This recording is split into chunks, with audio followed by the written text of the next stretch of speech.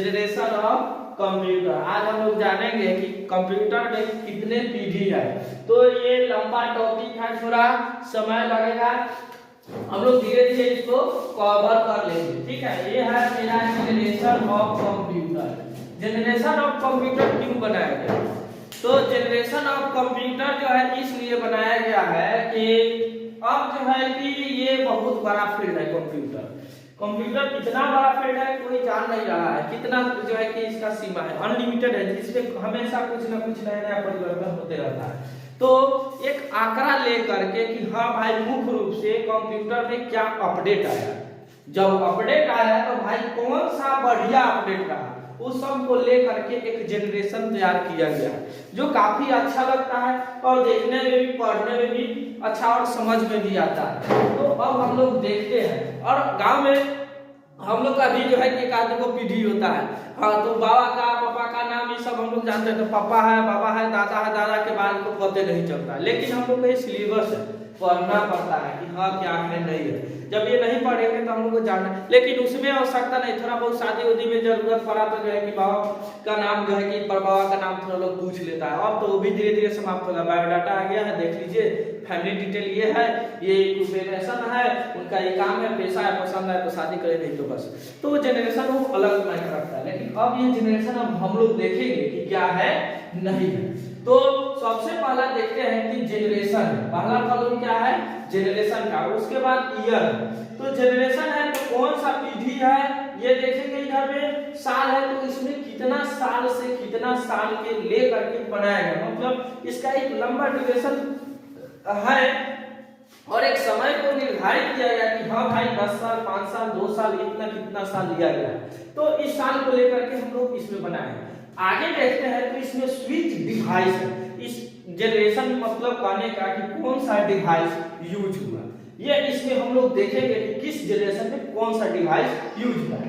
आपको जो है कि अब 4 नंबर कॉलम कहता है कि स्टोरेज डिवाइस, जब हम लोग कंप्यूटर में स्टोर करते हैं तो हम लोग देखते हैं कि हार्ड डिस्क वगैरह है, उसके बाद हम लोग का स्टोरेज है, मेमोरी है, फ्लॉपी डिस्क है, ड्राइव है, सीडी है, रोम है, अनेकों तरह का डिवाइस है स्टोरेज डिवाइस। तो इसमें सबसे पहले कैसा डिवाइस यूज होता था स्टोर करने के लिए।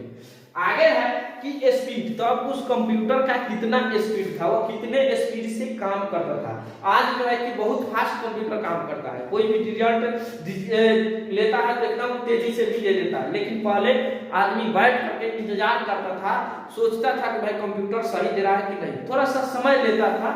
कहने का मतलब ये रहा, अब समय नहीं कि बस आज निकाल दिए डाटा तो कॉल मिलेगा, नहीं, ऐसा नहीं था, कुछ समय लेता था। उसके बाद आगे देखते हैं तो ऑपरेटिंग जो है कि ऑपरेशन जो है कि सिस्टम है, तो ऑपरेशन सिस्टम जो है कि वो किस प्रकार से इसको दूसरी भाषा में हम लोग बोल सकते हैं ऑपरेटिंग सिस्टम। क्या है ऑपरेटिंग सिस्टम, या किस तरह के ऑपरेटिंग सिस्टम से काम करता था, क्या है ये इसका कौन सा ऑपरेटिंग सिस्टम है।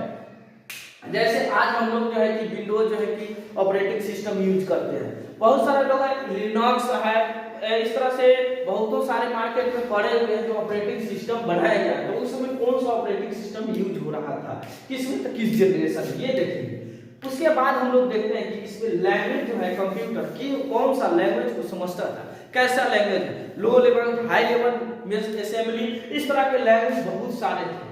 ठीक है, तो आज के दौर में बहुत सारे लैंग्वेज आ गए, लेकिन उस समय बहुत कम ही थे लैंग्वेज। अब उसके बाद देखते हैं प्रॉपर्टी, मतलब उस समय जो कंप्यूटर था इसका क्या गुण था, वो किस तरह से काम करता था। जैसे आदमी के देखा जाए कि क्या गुण है, अच्छाई है बुराई है, मतलब अच्छाई होंगे तो अच्छा आदमी कहलाता, बुरा है तो खराब आदमी कहलाता, उसी प्रकार से इसमें भी देखते हैं। तो उसके बाद यूज है, तो इस कंप्यूटर को हम लोग कहाँ पे यूज करते हैं, कैसे फील्ड में, किस तरह का वो जो है कि यूज होता है, तो ये सब हम लोग देखेंगे। तो ये सारे चीज को मिला करके एक जनरेशन तैयार किया गया था, जिसमें फर्स्ट, सेकंड, थर्ड, फोर्थ और 5 जो है कि जनरेशन है, जो है कि पहला जनरेशन, दूसरा जनरेशन, तीसरा जनरेशन, चौथा जनरेशन और 5वां जनरेशन। ठीक है, तो हम लोग सबसे पहले पहला जनरेशन में देखते हैं कि कंप्यूटर के कौन कौन से पार्ट यूज हुए थे, कौन से भाषा यूज हुआ था, ये सब हम लोग जानते हैं।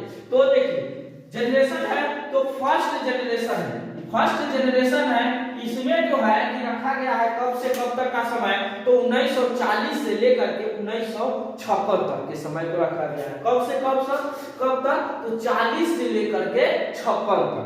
और उसके बाद इसमें जो है कि स्विच डिवाइस है, तो इसमें वैक्यूम ट्यूब यूज होता था। क्या यूज होता था? वैक्यूम ट्यूब, जो ये स्विच डिवाइस था। ठीक है, आगे हम लोग देखते हैं जो वैक्यूम ट्यूब जो था वो शॉर्ट सर्किट से बचाने के लिए हम लोग यूज करते थे। आजकल इसके जगह पे हम लोग बहुत सारे एडवांस टेक्निकल यूज करते हैं जो आगे बताते हैं कि कौन सा है, लिखा होगा। आगे देखते हैं तो स्टोरेज डिवाइस जो मैग्नेटिक ड्रम यूज होता था, उस समय क्या होता था? Magnetic drum. आज हम लोग मैग्नेटिक ही यूज करते हैं।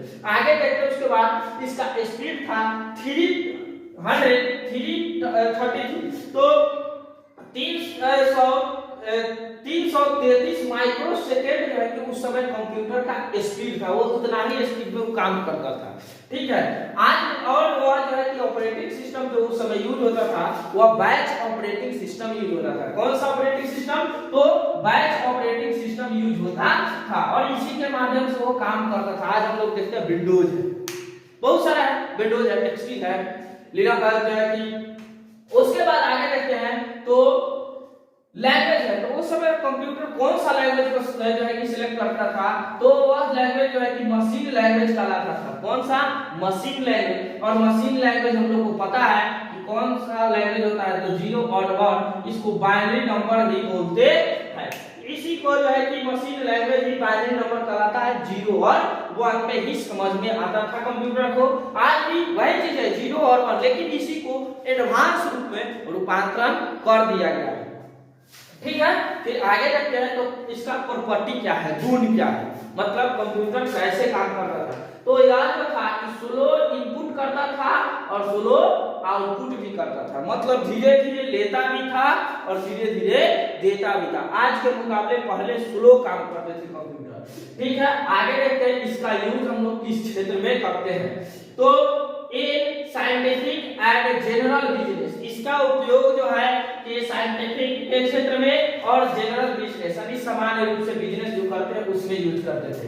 इसमें एग्जांपल में देखिए एनीमेक है, मार्क 1 है, ईटीसी है, ये सब हम लोग जाने हैं इसके पहले कि कहां का लैंग्वेज था, कहां का कंप्यूटर था, यूनिमेक और मार्क 1। ठीक है, तो कोई भी चीज खोज होता है तो दो ही चीज के लिए, या तो साइंटिस्ट के लिए, नहीं तो मेडिसिन यानी चिकित्सा के क्षेत्र में, नहीं तो बिजनेस के पर्पस, आम जानकारी के लिए कुछ नहीं खोज होता है। ठीक है, तो ये चीज हम लोग को मिला कि हम भाई अब इसमें जो है कि पहला जनरेशन में 1940 से 56 है, वैक्यूम ट्यूब है, मैग्नेटिक ड्रम है, जिसका स्पीड कंप्यूटर का 333 माइक्रोसेकंड था। ठीक है, वो बैच ऑपरेटिंग पे काम करता था, लेकिन वो धीरे धीरे लेता था और धीरे धीरे देता था, क्योंकि वो मशीन लैंग्वेज को समझता था। कौन? तो 0 और 1। और इसका उपयोग हम लोग बिजनेस के क्षेत्र में करते थे और नहीं तो साइंटिफिक के क्षेत्र में, यानी साइंस वगैरह रिसर्च करने के लिए करते थे। आगे हम लोग देखते हैं सेकंड जनरेशन। ये क्लियर हुआ आप लोग का फर्स्ट जनरेशन, तो आगे अब हम लोग चलते हैं सेकंड जनरेशन की ओर। सेकंड जनरेशन क्या करता है सो अब हम लोग देखेंगे। तो सेकंड जनरेशन कहता है कि यह जो है कि 1956 से लेकर के 63 तक के समय को मापा गया। कितना? 56 से लेकर के 63 तक। इसमें एक ट्रांजिस्टर का उपयोग होता था। क्या चीज का? ट्रांजिस्टर का। ठीक है, ट्रांजिस्टर में वोल्टेज को जो है कि रोक करके रखता है, कंट्रोल करके रखता है, कह सकते हैं। मैग्नेटिक जो है कि ड्रम जो है कि अब यहाँ से मैग्नेटिक ड्रम यूज होता था, अब सिर्फ मैग्नेटिक यूज होता है। अब इसका स्पीड बढ़ गया, कितना? तो 10 माइक्रो सेकेंड, अब 10 माइक्रो सेकेंड में काम करने लगा था कंप्यूटर, यानी फास्ट हो गया, तेज हो गया। अब ये multi bag remaining time sharing जो ऑपरेटिंग सिस्टम आता था उस पे ये काम करता था, multi bag remaining time sharing. समझ में आया? आगे देखते हैं मल्टी बैग मतलब एक में साथ कई सारे काम कर लेना। उस ये जो है मशीन लैंग्वेज को अब नहीं समझिए, अब ये थोड़ा स्टैंडर्ड हो गया। असेंबली लैंग्वेज को समझता था और इससे असेंबली लैंग्वेज से आगे आते हैं तो हाई लेवल लैंग्वेज को समझता था। अब ये सब जो है कि जानकारी आगे देंगे कि लैंग्वेज कितने प्रकार के हैं, लैंग्वेज क्या है, कौन से है, आगे जो है कि हम लोग पढ़ेंगे और उसमें जानेंगे।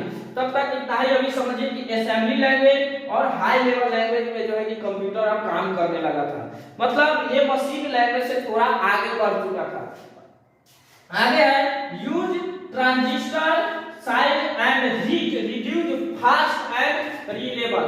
अब जो था ट्रांजिस्टर जो क्या करता था, जिसका साइज बड़ा और बहुत हीट करता था, जिस कारण से कंप्यूटर तो फास्ट होता ही था लेकिन वह रिलेबल भी हो गया था, समझे। आगे फिर देखते हैं तो इसका उपयोग हम लोग बिजनेस के क्षेत्र में, इंजीनियरिंग के क्षेत्र में, और एक काम और इसमें अब हम लोग को करने को मिल गया क्या, तो फाइल वगैरह जो है वो अपडेट हो जाता था, इसमें हम लोग कर सकते थे, लेकिन ऊपर वाले में नहीं कर सकते थे। अच्छा एक बात बताइए, कैलकुलेटर हम लोग जो जोड़ घटाव करते हैं 3 4 इक्वल टू कितना, तब इसमें हम लोग जब इक्वल दे देते हैं तो इक्वल देने के बाद जो 7 आ जाता है, तो क्या हम इसमें चेंज कर पाते हैं, तो अब डिजिटल वाला बैक तो कर नहीं पाते हैं ना, तो उसको बैक करके देखा जाता है कि क्या क्या हो रहा है इस तरह से।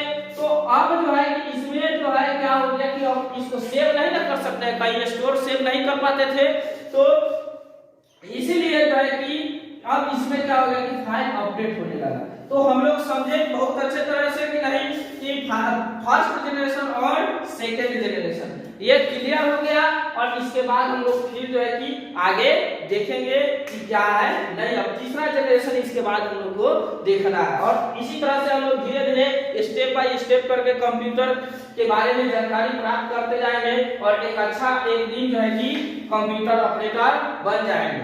चलिए मिलते हैं अगले क्लास।